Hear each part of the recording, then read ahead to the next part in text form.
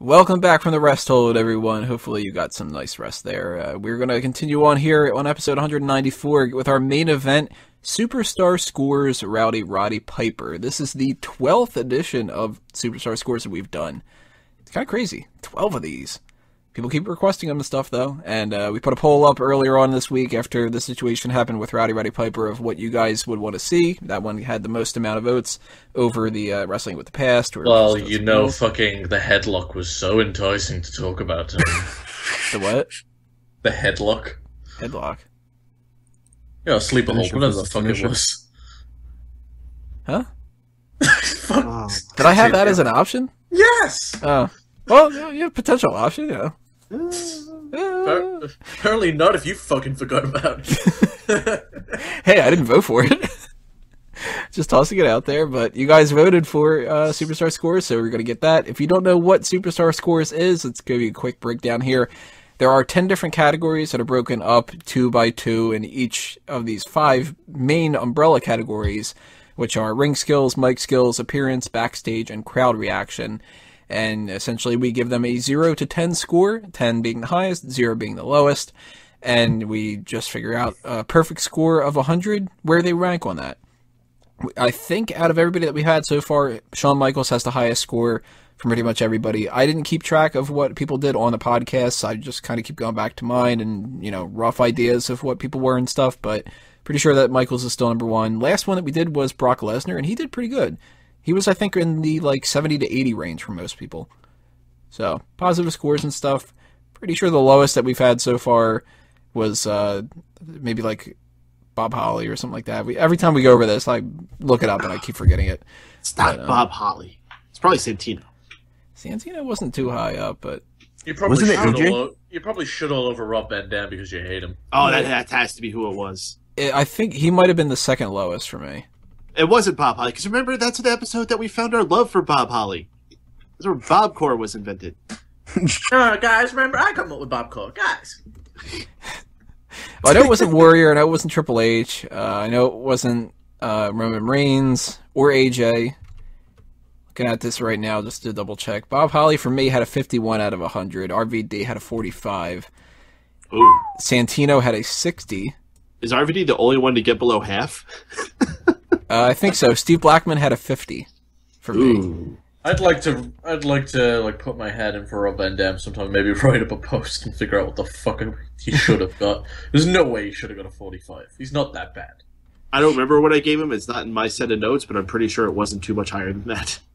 Yeah, because he had to get low scores for, mic skills and ring psychology. He got a low score from me. I mean, Dace gave him a 5 for everything. Yeah, that's true. Yeah, but he did it because his 5-star frog splash, didn't he? Yeah. He fucking called it. That was his exact reason. He's like, Tony would go, all right, Dace, what do you think? I give it a 5 for a 5-star frog splash. Fucking Shrug. called it. Shrug. Alright, well, we're going to do Rowdy Roddy Pipers today. No 5-star frog splash things are happening tonight. At least they shouldn't. It wouldn't make any sense, but we're going to break it down category to category here and go person to person and that kind of thing. So, starting off with ring skills, athleticism, and psychology. Athleticism is based off his moveset, his finisher, does he botch often, that kind of a stuff. Psychology is more on the edge of how they can tell a story in the ring. Do they sell their injuries? Can they keep a match going long without being boring? That kind of stuff. I gave him a 5 for athleticism and a 9 for psychology because he was never really somebody who, going back when I rewatched some of his matches, he doesn't do crazy stuff. I mean, not that he was really supposed to. He wasn't a luchador or anything. And at the same time, he wasn't immobile like Kali. So middle of the road score for me for that one. And psychology a 9, though, because that's where he made up for it. His ring skills were selling, the entertainment part of the match. I thought that he was great with that. He understood how to cheat, how to piss off the crowd. At the same time, too, when he would lose the match, it was, a big deal that he lost, and he would flip out, that kind of stuff. So I gave him, high and middle for that kind of stuff. And throwing it out there, too, if anybody, when you leave your comments below and you tell us your scores for this kind of stuff, if you think that certain things aren't the way that they should be or whatever, explain why. You know, give us a reason why. Maybe we'll change our scores and stuff like that retroactively. I don't know. But what do you guys think about athleticism and psychology? Who wants to go first? I'll take it. For athleticism, I actually had to give him just below middle of the road. I had to give him a 4. Roddy Piper was never a guy who was particularly having an amazing physique. I mean, almost his entire career, he's a guy who should have left his t-shirt on. But he wasn't, like, excessively fat, you know, and that was during an area where you had the big fatties like Earthquake and that like. So well, that's going to play more into appearance. Well, it's still, like, how he, like, keeps his condition, you know? Like, he's a guy who isn't, like... Oh, you mean more, like, in shape of, like, not getting winded? Yeah. Okay. I thought you were talking about just his looks. Anyway. I mean, it goes with that as well. But I'm referring to his ability to go in a match. You know, he's a far cry from Earthquake, but he's not really like a Ricky Steamboat. He's far from a guy like that. He's fine enough to go in a good main event that goes 20, maybe even 30 minutes, but... I don't think he's one of those guys who went out there for an hour with Ric Flair. I could be wrong, but I don't think he's one of those guys. So I had to give him slightly below with a 4. For psychology, though, I gave him a perfect 10. This guy is, if you want to learn ring psychology, this is one of the guys that you need to watch tapes for. Whether it's as a babyface or as a heel, he understood them both perfectly, and he executed it during a match, outside of a match, if it was just a promo segment, like when he when they had the record thing broken, like that was so well timed. He's just on it with everything. So 10 for that. Wait, go Sean. Who wants to go next? All right, I'll tag in. So for athleticism, I gave him a 5. I've seen him go for some pretty long matches when I've looked back on old Starcades and shit. So he's not the worst athlete. He's definitely not the best. He's very much an average guy. For psychology, I gave him a 7, and that's mainly because I just hold certain guys in the business at a higher standard as far as psychology goes. But by no means was he bad. They actually made up for a lot of his shortcomings. So I think 7's a fair score.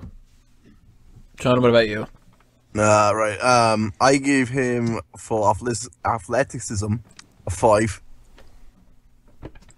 Because I only watched Roddy Piper like late 2000s when he was like doing shit with Sean O'Haire and when he was tagging up with Ric Flair. So he wasn't the most mobile kind of guy. Like for psychology though, I gave him a 9 because he's you know, I'm falling asleep player.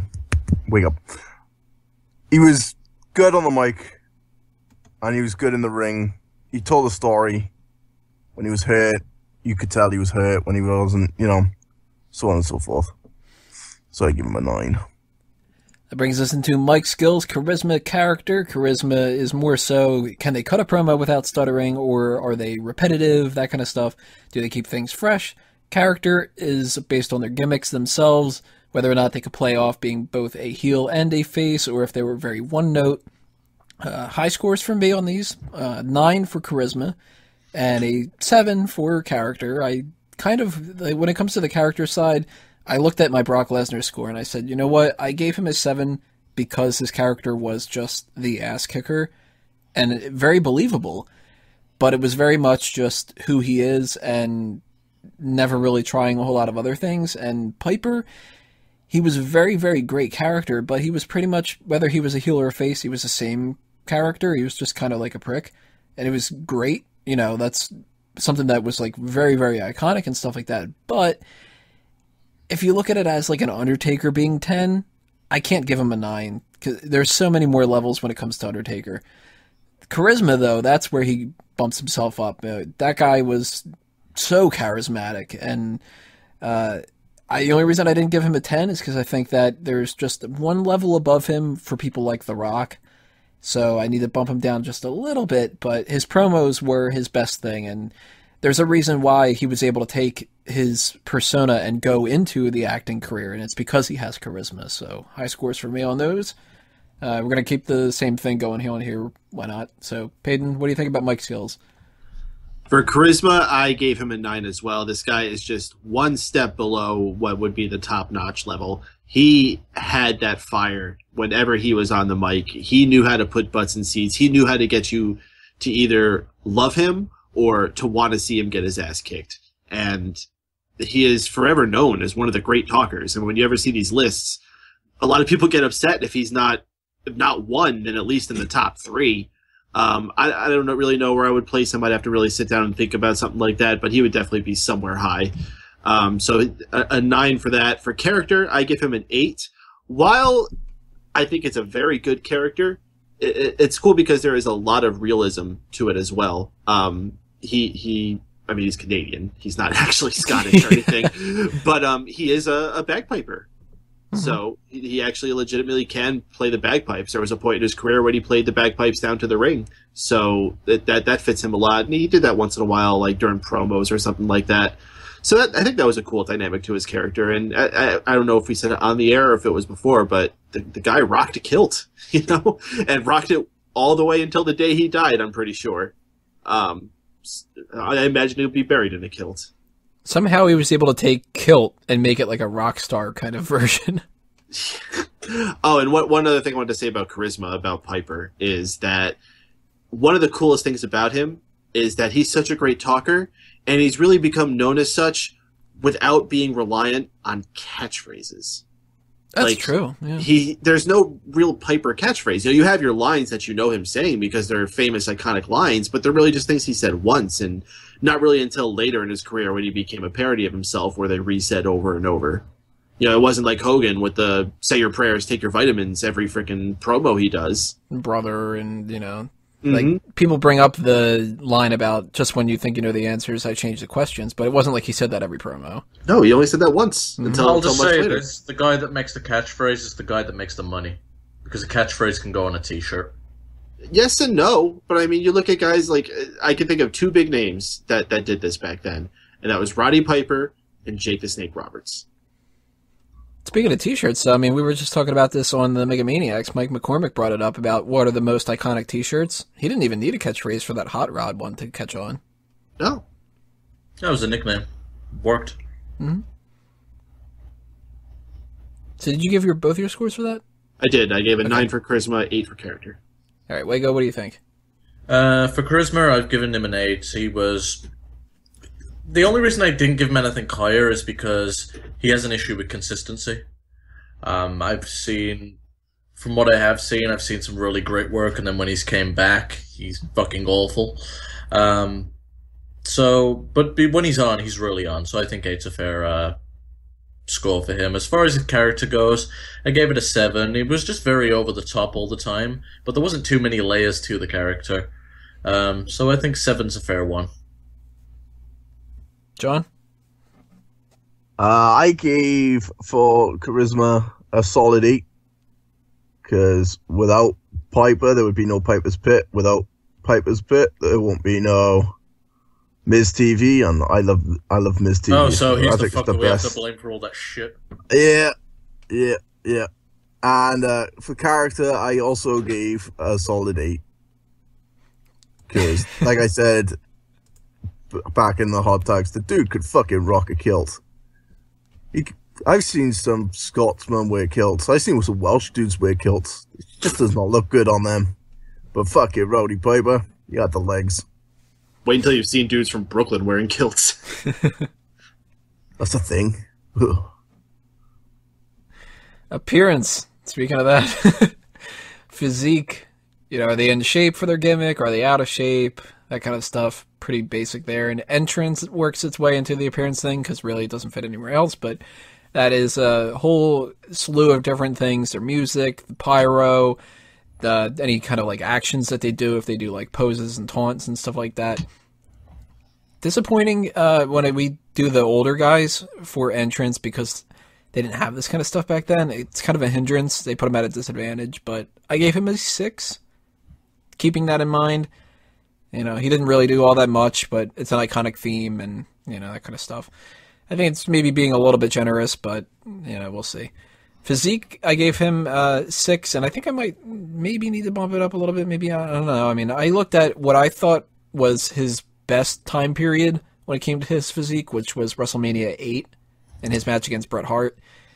Maybe I'm misremembering, I don't know, but if I'm if I have my brain on straight and all that other kind of stuff, I think that's when he was in the best shape and stuff. He didn't look bad at all, but certainly didn't look like he was on par with some of the other people there. And even standing next to Bret Hart's got bigger muscles and stuff like that. So there are people above him. There's people below him. I think it's, a pretty decent score to give him a 6 on both. What do you think, Peyton? For Physique, I gave him middle of the ground a 5. As I was talking about before, he was a far cry from an earthquake, but he was a far cry from a warlord. And I'm talking about a lower level guy. Notice I didn't go to Hulk Hogan. I'm talking about warlord. That guy was he looked like he was going to explode. Like if Hatpin Mary was there and pricked him, he probably would have he would have did that thing like when you pop a balloon and it goes it goes all over the air flying and then falls right into the ring. Oh, we're not talking about Warlord. We should do Superstar Scores Warlord. After we do Superstar Scores Buff Bagwell. After we do Superstar Scores Roddy Piper. Entrance is 6. Again, going comparatively from his time. He had fun. He came out. He really got the crowd revved when he was coming through. As I said before, every once in a while he would play the bagpipes, or even better, they would have a line of bagpipers playing him out as he came out, almost kind of like you had the Undertaker Druids. He would have them lined up along the sides playing him out. That would always look pretty epic. So I'll give him a 6 for that. There you go. I've given him a 6 in both departments. His physique is not the best, but it's not the worst. Entrance-wise, I enjoyed his theme, and that's why I put it a little above average. And Sean? For Physique, I gave him a 6, because back when I was watching Piper, he looked like a dude who was half melted. And for Entrance, I give him a solid 2. Wow. I fucking hate the bagpipes. It's the worst musical instrument of Damn, that's low, though. I fucking hate the bagpipes. It's worse than the accordion. I like both those instruments. They're so bad. You mean you don't like Weird Al? They're bad. I don't mind Weird Al. Actually, I think Peter might have actually been offended there for a second. I like both of those. when you're in Cardiff, and Cardiff's my home city, and you see these guys playing bagpipes and the accordion and shit, you just want to go over there and just shove it down their throat because they're so bad. And that's what I hear constantly when I'm listening to Piper's theme. Well, yeah, they're bagpipes. If you heard violins, you'd have some kind of an ear problem. So bad. My least favorite part about the bagpipes is that I hear bagpipes. Pretty much, it's the sound. Could be worse, so they could blow into it and our outros come out of it. It's like nails on a chalkboard to me. That's what it's like. What if Sean hears that for other things? Like, we were having that weird-ass entrance with Sting at WrestleMania and all these drums, and he's like, bagpipes. Oh, the Sting drums are fucking terrible as well. See? I'll give the Sting drums a 1. There you go. They went in time. They went in time. That's my problem with the Sting drums. So this is the set that I admittedly am the worst judge of when it comes to this kind of stuff, but it's backstage, the professionalism and the marketability. I usually don't know too much about the backstage stuff, and sometimes people just bring something up and they'll be like, oh, I didn't know that. Well, that means higher score, lower score, that kind of thing, but there's also a lot of crossover when it comes to this. It's kind of a mess. I gotta figure out a way to make it a little bit better. If you have any suggestions, leave a comment below. But professionalism is the locker room scenarios that they come into. Are they the people that run the locker room in a positive way, or do they run it in a negative way? Do they cause problems behind the scenes? Is it a political situation? Do they screw people over? Do they accept pinfalls? That kind of stuff. Marketability goes more for what happens outside of the WWE, where they get into arrests, or if they can promote the company well, if they go on talk shows and there's somebody that are a safe option, like a John Cena would be a 10 for marketability, whereas Hulk Hogan right now would not be as high as he was beforehand, that kind of a thing.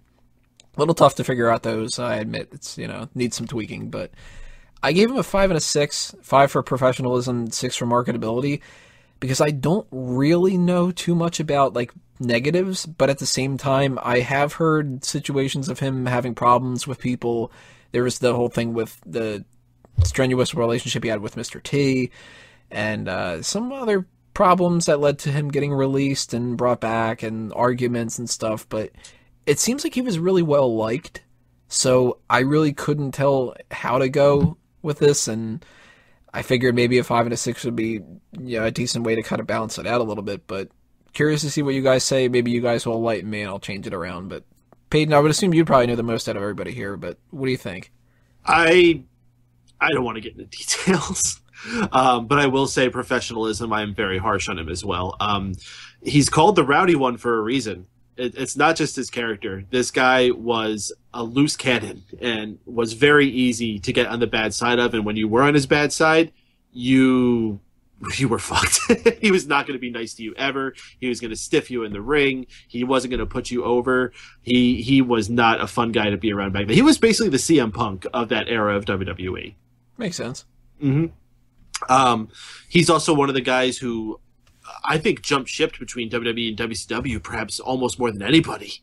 I can't think of too many people that might have. I'm sure there are others, but he was back and forth tons of times. And like I hate to say this, but up until his dying fucking days, that whole fucking ordeal that went down with the Austin podcast and shit. It's true. I So actually forgot about that. I have to give him a 3 for professionalism. I do think as he got older, he became wiser, and I noticed he did open up more to being like a mentor figure to people. Like he was nicer at passing his knowledge on and things like that. But, you know, even on Legends House, they played him as, you know, the hothead who needs to be, you know, you have to walk on eggshells when you're around this guy because you don't know what's going to happen. Except for the scenes with Hacksaw, then he was the love interest. Yeah. For marketability, though, I gave him a bit higher. I put him on an 8 because it was a guy who could talk. He was a relatively good-looking guy. He was a guy that you could trust putting him out there on you know, talk shows and radio shows or whatever else to put on things. So I think he's a guy that you could use to put on your card. He was one of the biggest heads during what was WWE was billing as their biggest shows, their 2 biggest shows. He was high in the card on both of them, and he's the guy that they put with Mr. T. You know, regardless of how their personal relationship ended up with that was the guy that they trusted to handle that. So I put him up high with an 8. It's actually, oddly enough, you're lower on the one, higher on the other one, and it balances out to exactly the same. Yeah. So that's kind of cool. Wago, what do you think about professionalism and marketability? Muted. Thank you, Michael. Wago. I pulled him A. For professionalism, I'm giving him a 4. He's not got the best track record for the stuff that Peyton's already listed, plus the fact that apparently he was a fucking cokehead that was nuts as shit. So there's plenty of stuff that you can dig up on the internet, so I'm not going to touch it more. Marketability, I'll give him a 7 because I think he's a very marketable guy. He's a fun, charismatic guy to put out on a talk show. He can be a little flaky in interviews that I've seen in the past, but for the most part, he's a solid hand, so I think he gets a 7. And Sean, round us out for this one. I know fuck all about these 2 topics, so I gave him a 5 for both. For 5-star Frog Splash? Yep. 5-star, baby. Because he's a 5-time. I don't fucking know. Was he ever world champ? I don't think he was he? Nope. Not in WWE. Which will affect his credibility, which takes us to... Yeah, that's actually... That is our next one, though. It's crowd reaction, popularity, and credibility. Credibility is, of course, whether or not they're somebody who you can buy to win any match whatsoever, or if they are just a jobber. And popularity is the merchandise, the ratings, the Twitter followers, cheers and boos. Did they connect with the crowd, that kind of a way. I gave him a 9 for popularity. He was, you know, one of the big names in an older era, and he stuck around for all those years, too. Legitimate Hall of Famer when it came to popularity, too. Somebody that people always throw out there as potentially one of the greatest, if not the greatest, villains in WWE history. Film roles that he's had because of his popularity. You don't get acting jobs from wrestling if you're not popular. Unless you're, you know, Nathan Jones and you're third tall guy from the left or some shit. But he's in a very small list of people that non-wrestling fans can actually recognize. So that speaks volumes. And 9, I think, is the best way you can go with that. And credibility, I give him a 7 because that world title thing does hurt him quite a bit. He's a Hall of Famer, which is huge for boosting him up. But that world title and the fact that when he was a heel, his job literally wasn't to win most of these matches. He was the guy who would set up the feud and get his comeuppance. So you didn't really buy into the idea that he was going to win every kind of a match. And he won his fair share of matches, sure. He was an Intercontinental Champion. That was cool. And Tag Team Champion, he went with Flair. But at the same time, you have Piper going into a match like a Royal Rumble or something like that. You would look at him as kind of the same regard as an upper mid-carder would now. Where he could win, but there's this guy and this guy and this guy, and those are the ones that are probably going to beat him. So 7 to me, I think, is kind of fair when it comes to that. That actually, we'll do total scores afterward. So popularity, credibility, Peyton, what do you think for crowd reaction? Well, popularity. Pardon me, let me clear my throat so I'm not talking like a frog. Let me clear my throat. Sorry. You're not in Frogtown? No, not tonight. Popularity, I give him a 9. That guy was one of the biggest names during one of the biggest boom periods for the company. And him and Hogan were pretty much the top guys on each side. I mean, you could argue other people like maybe Paul Orndorff or I wouldn't say Iron Sheik, but you could say other people were there. But Roddy Piper, at the least, was one of the most influential people on the other side. And even when he turned babyface, he did big business. All the way up until his Legends point of his career, where he was one of the most common guys to come around, yet every single time, at the least when he first came out, he got a pop. Maybe his shtick would bomb every once in a while, and it did. But for the most part, people liked him and respected him is a big thing, which brings me to credibility, which I give him a 9. You're talking about him not getting a world title. In a day, especially in WWE, where it was very tough to win the world title. And if you didn't have a guy like a Hogan holding on to that title for 4 plus years, I'm pretty sure that Piper would have gotten a shot with that at some point.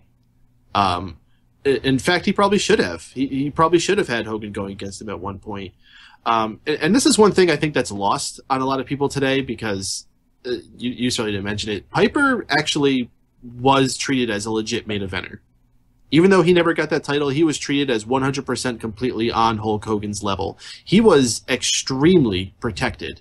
If he lost, it was always by some type of dubious means or some type of schmaz or disqualification or count out. He wasn't a guy who pinned or submitted very much, especially to Hogan. If I recall correctly, I don't know if he ever has officially been pinned or submitted to Hogan. Maybe in WCW, during the 1990s they did that. But during that big 80s run, I don't think he ever actually pinned or submitted to Hogan. Really? So I'm pretty sure that that's true. I could be wrong. But anyway, yeah. So credibility, I give him a 9. He's legit. There you go. So for popularity, I gave him an 8. And there's a main reason why.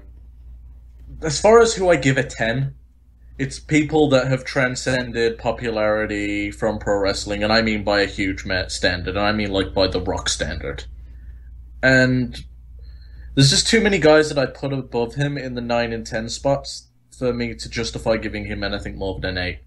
So he gets an 8 for me. Credibility-wise, I give him a 7. I think not having a world title hurts him retrospectively. He was always a legitimate main eventer during his run, but still no world title, and that's what people look at. The Hall of Fame definitely bumped him up a bit. Definitely had a Hall of Fame career, and one of the greatest heels of all time, so that's pretty much all I got. And Sean? I gave an 8 for popularity. Because you always see a fan with a hot rod shirt in the crowd, There was a lot of them this week on Monday. And we all know why, which is a shame. For credibility, I gave him a 6. Because of the world title. The fact that he never won a world title really bothers me. So that's why I gave him a 6. So final scores here. Mine is a 69. Pretty good. A little bit lower than Brock Lesnar's was a month ago, 2 months ago, whenever we did that. Certainly higher than RVD. What do you guys go with? Peyton, what's your final score? My final score tallied up to a 71, which is pretty good. The only people I think I'm looking back here that was ahead of it was Warrior with a 79, Brock Lesnar with an 86, and AJ with a 78. Not even Triple H? Yeah, I was going to say Triple H was in the 80s. Michaels? I don't have either of them on my list here. So okay. either they were before this or I was absent. Okay. Wago, what's your final score?